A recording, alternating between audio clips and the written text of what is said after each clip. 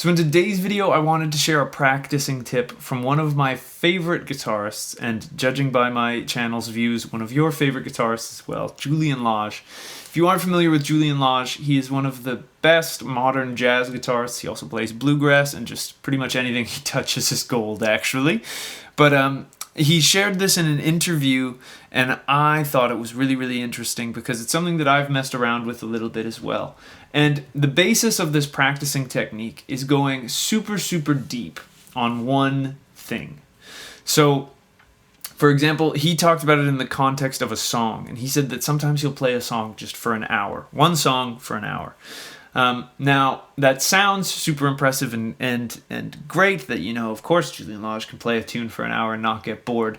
And also that's great that Julian has an hour in his day to do that. But I wanted to kind of take this and break it down in a way that I've been sharing with some of my students so that it's actually kind of applicable to your life. So I think the huge benefit that you get from staying focused on one thing for an hour or that length of time is you just go super, super deep on something. And this is something that I used to do. The first example of doing this that I'll share with you is actually, we're going to break it down things into 10-minute chunks, because most of us don't have an hour in our day to just play one song. An hour might be the entire time that we have to play the guitar. So we don't want to use all of our time to do that, but I think you still get huge benefits from focusing on one aspect of something for 10 minutes. Now let me give you an example of what I mean by focusing on one aspect of a song. So let's say we were working on the jazz standard, All the Things You Are. Some of you may be familiar with that one, some of you may not, but it's a very, very famous jazz standard. And let me just share some kind of ways you might approach this. So I'm, in my practice, a really big fan of setting timers for things, so I know how long I've worked on something. And I find that the act of actually setting the timer lets me kind of tune out the noise, that I'm only working on this thing until the timer goes off. You only have to stay focused until the timer goes off. But let's say I'm working on comping or playing chords to All the Things You Are. And one thing that a lot of my students struggle with is once they get some jazz voicings under their hands, they might play the first 8 bars of All the Things You Are like this.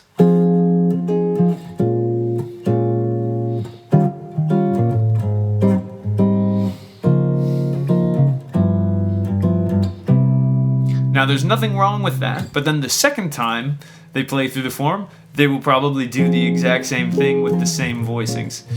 So one of my favorite ways to implement this kind of long focus practice on something is to actually slow down. So that, by no means was a blazing tempo, but slow down to what I call a thinking tempo and try to come up with different ways. So sometimes I'll set challenges for myself. So say, for example, I want to comp through All the Things You Are. I'll keep using that first 8 bars as an example, but picture this in the context. I would be playing through the whole tune when I do it each time. But so our chords are F minor 7, B flat minor 7, E flat dominant 7, A flat major 7, D flat major 7, G 7, and then C major 7.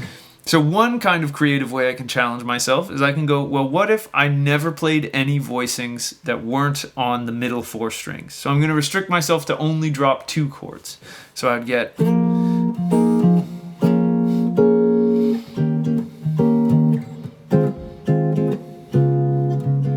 sorry.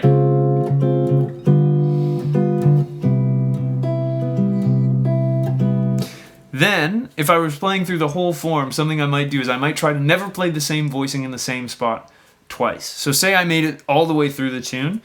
The second time it comes around to that first 8 bars, I am not allowed to play this F minor 7 voicing. So say the second time I've played through the rest of the form and now I'm coming back, maybe I start on this F minor 7 instead. And then I'll see where this takes me if I'm only playing chords on those middle 4 strings. I screwed that up, sorry.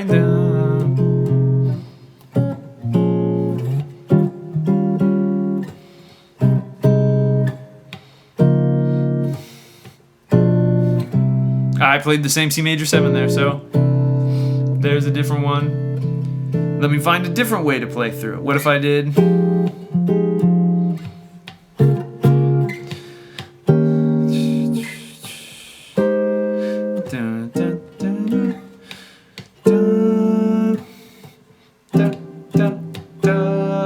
different way, and you just keep going and trying to see how far you can make it through.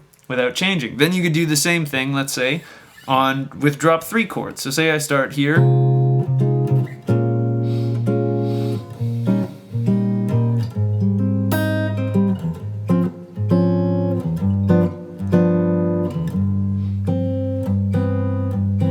Then I have to play a different set of chords. So what if I go?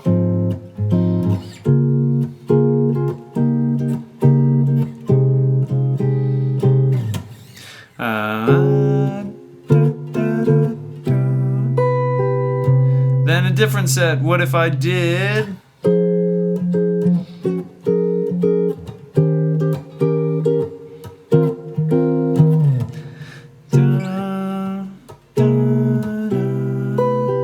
Did a cheeky little chord substitution there. But the idea is you hang out on it enough that you can fully explore it, and at a slower tempo. You keep kind of working on it. And if you do it for these 10-minute chunks, the amazing thing that happens is you will get bored of doing the same thing every time. So you'll start looking for different voicings and different ways to kind of express what you're doing. And it's really a good chance to kind of go through and mess around with this stuff, where you really get to apply what you know and break out of some of your boxes. If you just focus on doing just that for 10 minutes. And of course, once you've done some exploring on, say, the top 4 strings, the middle 4 strings, drop 3s, all of that, then you can kind of take off the reins completely and just see what happens. But trying to get into that goal of having it be a constantly evolving piece rather than just the same voicings every time that you always play. Now, another great way to apply this would be practicing soloing over just the tune for 10 minutes. So there's a couple kind of ways that you could go about doing this. The first that I would always recommend is just making sure that you can play some basic arpeggio ideas throughout the whole form. So say, for example, I was going to do, if you've been watching my channel for a while, you might have seen me talk about this filling the canvas exercise, which is where you just vomit arpeggios for every single 8th note. So if I were to do that with all the things you are, I would play F minor 7. Let's say I start with this arpeggio, and I would go 1 and 2 and 3 and 4, and now I'm going to do a B flat 7 arpeggio, or sorry, B flat minor 7, 1 and 2 and 3 and 4, and E flat and 2 and 3 and 4, and A flat major 7, D flat major 7, G7. That should have been major, I'm sorry.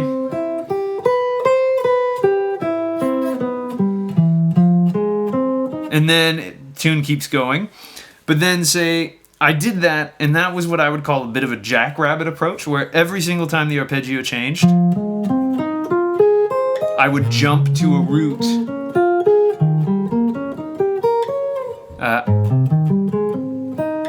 And rather than jumping to the root, I might practice seeing, okay, now that I know where all of those are, can I voice lead between them? And what voice leading is it's transitioning. Say I do F minor 7, and I go 1 and 2 and 3 and 4, and the closest note in my B flat minor 7 arpeggio would actually be coming down to this D flat here, which is my 3rd.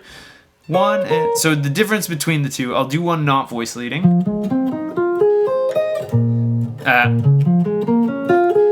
Now, if I were to voice lead that smoothly, I might actually end up with something more like this.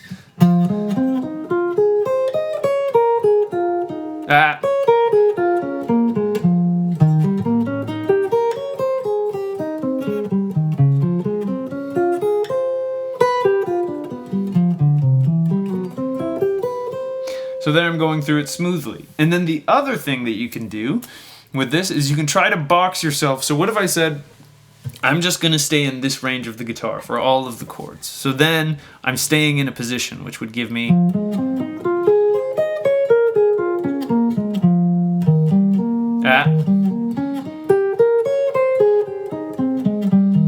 then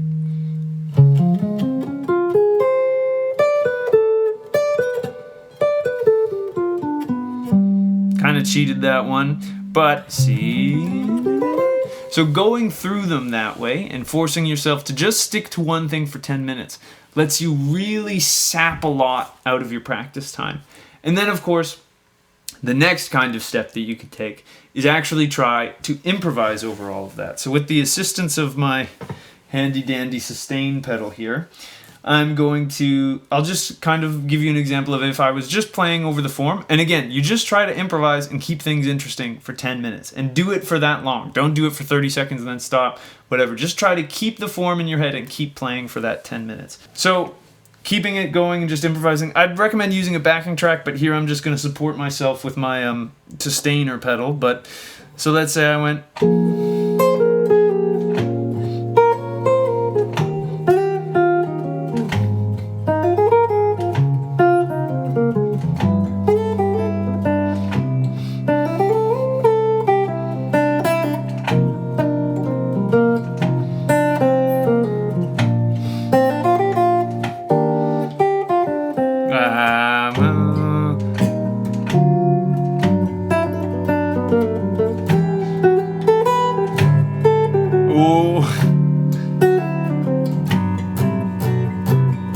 You know what I mean? And just going and focusing on one area for 10 minutes at a time, or an hour if you can afford it, is a fantastic way to practice and get deeper into things, because you get bored of what you're doing and it gives you time to kind of go deep and really investigate things that you're working on. So I hope you found this video useful. If you did, I'd really appreciate it if you could like and subscribe.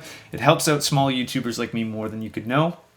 If you want to take a guitar lesson with me, there's a link to get in touch with me down in the description. I've been working with a whole bunch of you guys from YouTube lately, and it's been so fun to connect with people from all over the world. If you're looking for a way to support the channel and the free educational content I put up here, you can subscribe to my Patreon, which is also linked in the description.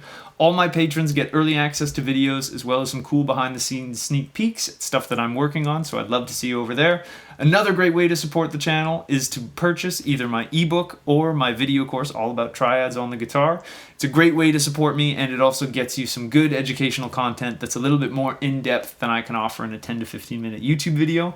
Last but not least, I've got at least 2 new videos coming out every single week on every Monday and every Thursday, so I hope I'll see you in the next one, and until I do, I'll wish you a wonderful day, and I hope you have some fun playing the guitar. Thanks.